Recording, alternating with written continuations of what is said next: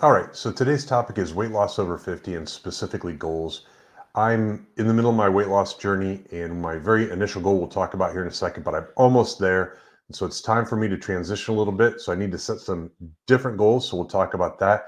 And then also maybe talk about some of, or at least briefly tease the notion of some transitions with the channel itself. So let's get into the goals here. Now, I think I would suggest this for anyone who's overweight and out of shape, which I'm less overweight, but I'm still out of shape. So your number one goal should be to lose 10% of your body weight. So you just get on the scale tomorrow morning, right after you're done listening to this video, whatever it is, get on the scale, weigh yourself, do the math, figure out what 10% reduction of that is. And then that's your initial goal. And you're going to hyper focus on that because for a couple reasons. One, let's say you used to run. My wife, for example, likes to run a lot and she's formerly run marathons and whatnot. Well, when you're overweight, maybe starting running again right off the bat is not the best idea because you're just going to be pounding on those joints. Because remember, we're not in our 20s anymore. So lose 10% of your body weight. The other thing is you're going to get some immediate health benefits. It's proven scientific fact. You're going to reduce your blood pressure and you're going to get a lot of good health benefits from you might stop snoring, these kinds of things. Okay. More mobility, less stress on your joints. So that should be your number one goal.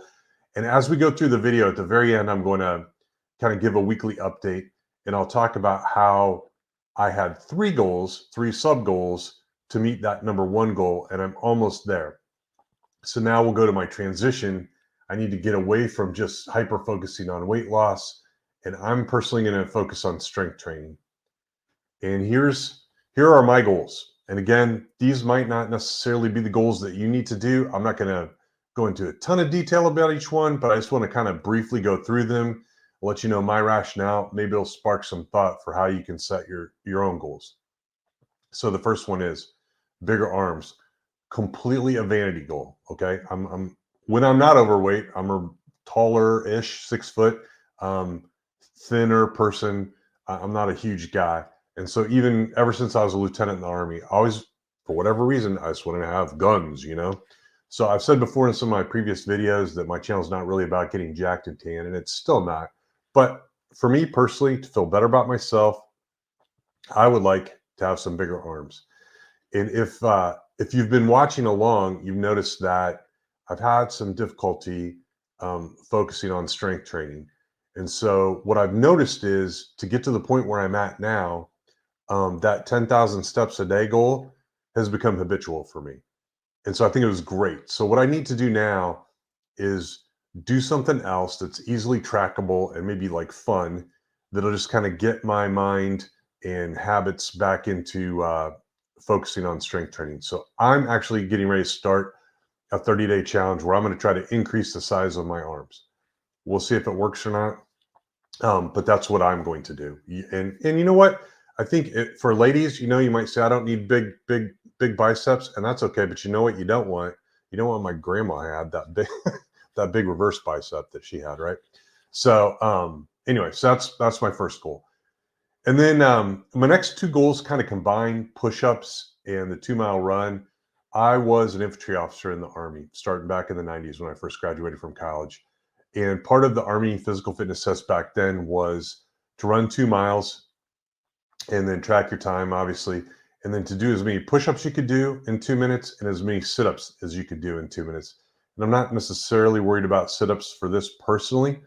Um, but I picked this because when I was talking to my wife about it, I was like, did you ever know anybody in the Army who could get the maximum score on the physical fitness test that was out of shape? And the answer is no. She didn't know anybody like that.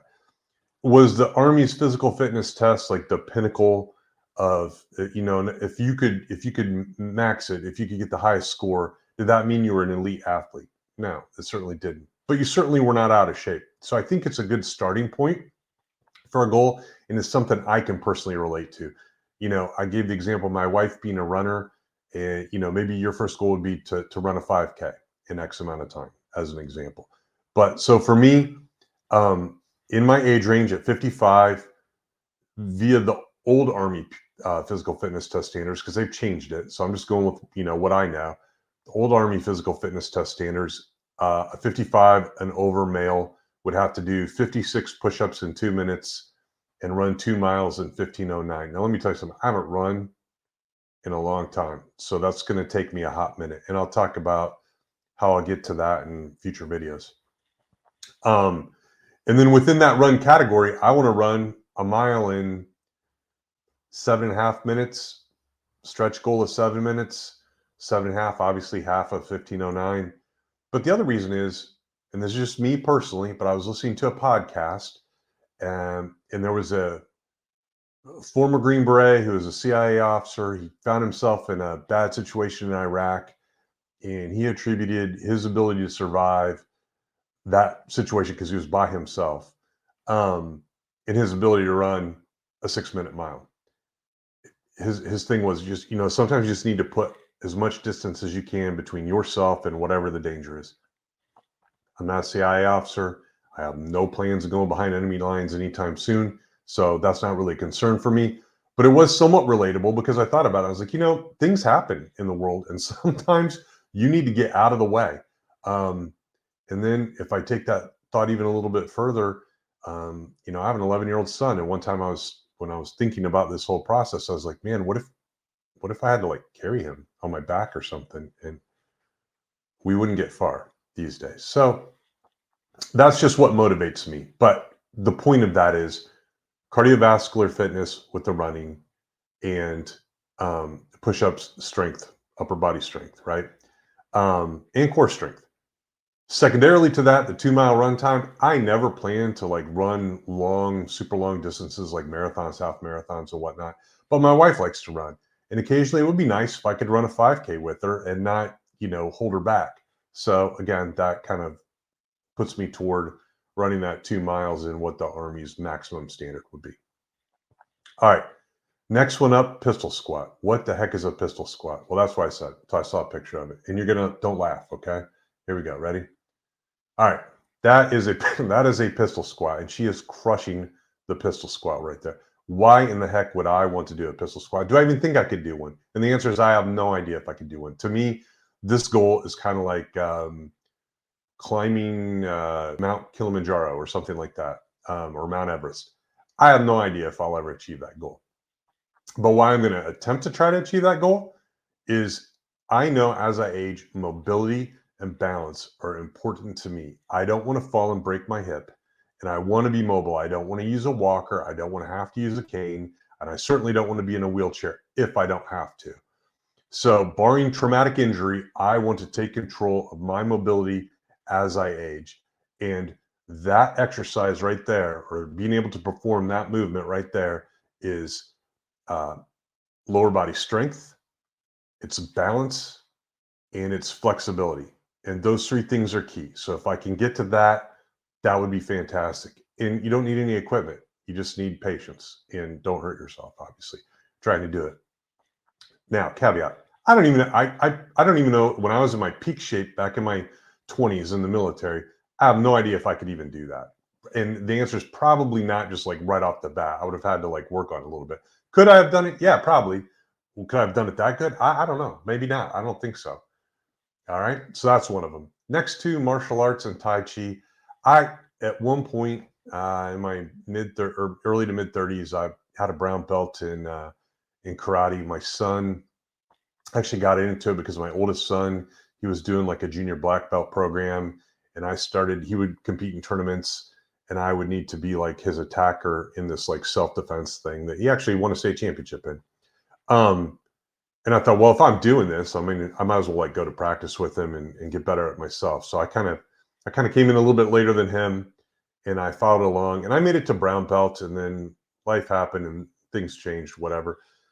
I would really like to get back to that. I think it's great physical conditioning. It's good just for your strength of spirit and mental strength. It's a good stress reliever, and it's good exercise, and it's fun. It's enjoyable to me.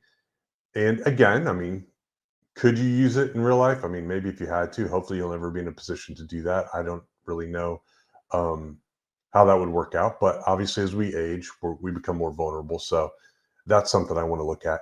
Will I do it anytime soon? These are one of those ones I'm not 100% sure because We live out in the country now. There's no karate studio close to me. Um, it would take me a while to get to one. I don't have like a normal 9 to 5 job, so I'm not like going to and from where I could hit a studio on my way in and my way back or something like that. So it would just take effort on my part, and I don't know that I'm ready to put in that kind of effort and commitment that it takes. But it's out there. It may be a future goal. Tai Chi, same thing. Maybe maybe as I age, it's more of a low impact thing that I think would be cool. Again, I live out in the country. Like, there's nobody out here going to teach me Tai Chi. The coyotes certainly aren't going to help. So, is it realistic? I don't know. Can you get good at Tai Chi by watching a video and trying to do it along? I'm kind of thinking no. I don't know. We'll see. But as I age, my wife and I have plans of being snowbirds, for example. Maybe wherever we end up, they'll have a place and I can do it in the wintertime. Who knows? Anyway, it's up there. But what I am certainly going to do, and I'm going to do it with my wife, is yoga. Why? Because of flexibility and balance. I think that's important. So I'm going to try that. So what's non-negotiable on my goal list here? Well, I mean, bigger arms as big as I can get them. I'm obviously doing something there. The push-ups and 2 mile run is non-negotiable. I'm going to do those. Yoga, I'm going to do that. And then the rest of them are kind of fun stretch goals. But I think my point is, if you don't have sub goals other than just your big global goal of get in shape, is so nebulous that if that's your only goal, or weight loss, you know, if you have to lose 50 pounds, 100 pounds or more, and you look at that huge number and you're like, wow. And then you do your first week and you lose 2 pounds, you're like, oh, I have to lose 100. And I just lost two. So you need to have smaller goals, smaller bite-sized goals within there to kind of keep up your motivation. And that's why I kind of like the idea of challenges. So I think moving forward, one of the things I'm going to do as part of this channel is do like 7-day challenges, 1 month challenges, things like that, just to kind of keep my brain engaged and my motivation engaged. So these are my ideas for some small goals to help me get to my larger goal. And hopefully it's helped you think about um, what goals you might want, and think about them in terms of like functional, like what's the kind of lifestyle that you want to lead now and in the future, and what kind of fitness goals can you work on to help you get there. You don't when I'm personally not talking about being an elite athlete, but if you want to, or you were once one and want to get back there, I think it's a great idea. All right, so let's talk about my weekly update here. And so I'm in week 14 of this. And so if you're new, kind of how I got to how I'm getting very, very close to that 10% body weight goal, is my first small goal is to move more. And then to move more, I count steps. So I try to do a minimum of 10,000 steps a day. And you can see this week I averaged 14,436. I'm working night shift during this week. So the way I did it there was I always tried to show up to the shift with at least half of my 10,000 done. And I try to leave with half of the 10,000 done because I was going to bed as soon as I got home. Well, that might not seem difficult. The place where I was working this night shift contract normally would be fairly dead after midnight. So there would be a lot of time to sit around. So I had to specifically work on trying to get through that. So pretty happy with my results on moving more in week 14. And then meal planning here. I show each week my just what I eat in a week. I do it for accountability for myself. It's part of my overall challenge. I've created a video. If you're new, on how to start this challenge, it's a 12-month challenge where I'm literally trying to not just lose weight, but I'm trying to really improve my fitness for the long haul and make it a lifestyle, not just a short-term habit or something that I did for a little while and then do the yo-yo thing, because I've yo-yoed in the past. So that's one of the reasons why I share it. But basically, the concept behind the weekly meal planner is my other goals. My second goal is to eat better. So each week, try to eat incrementally better than you did the week before. Again, I'm here in night shift. I'm doing pretty well. I did have a trip to McDonald's there. I'm still dealing with it. If you've watched the previous video, still dealing with it at this point. My father being in the hospital, back and forth a little bit. So it wasn't perfect. But again, 2 cheeseburgers. What's not on there? French fries. There's no milkshake. There's no Big Mac, quarter pounder. Like what I would normally do in the past would be and I didn't eat at McDonald's a lot, so don't get that idea. But we do travel a bit, and so sometimes that's what we just would do. Quarter pounder with cheese, large fry, large Diet Coke. Well, 2 cheeseburgers is nowhere near the calories of what I just mentioned. So I'm doing better. Okay. So overall, happy with those results. And then my last sub goal here, subcategory, is to lift heavy things, strength training, to help me get to my initial goal of 10% loss of body fat. And again, I didn't do any. And I says week 12 results there, so I'm going to fire my editor. You can't get people these days. Anyway, so but week 12, week 13, week 14, so 3 weeks in a row, 0. I'm going to blame it on night shift. I'm 55. I'm tired. It's really focus and self-discipline. I'm like, could I have made it happen? Sure, but I didn't. And so that's why we're doing this transition. That's why I'm working on this, get my bigger arms 30-day challenge to force myself to get back into that habit. And I'll give you some feedback on how that goes as it goes along. But lastly, what's the results? The results, I started the week at 191.6. I'm down to 190.4. That's 1.2 pounds in 1 week. That's overall reduction of 20 pounds in 14 weeks. Holy cow, man. The editors here are terrible. So 14 weeks, 20 pounds. I did have a vacation where I kind of yo-yoed a little bit back in there. So really, I mean, I could have done it technically earlier than that. If I'd have focused on the strength training more, probably could have done it in less than 14 weeks as well. But I'm happy, and I'm at this stage 0.4 pounds away from my ultimate goal of 190. So for me, 190 is my 10% from where I started this whole challenge at 210.4 pounds. So this is something that I think virtually anybody can do. Okay. And I would urge you, if you're over 40 years old, over 50, start working on this now, because I work in the emergency department and I see the negative effects of chronic illness and lack of mobility on aging people, and even people in our age range. I see it, and it's not a good quality of life as you get older. So take control of things now, the things that you can control, and start this challenge. All right. And if you don't mind, hit subscribe. That would be fantastic for me. You can do this along with me. If you want to burn a calorie, hit the like button. That would be good as well if you found some value in this video. And remember, until next video, to move more, eat better, and lift heavy things. Thanks.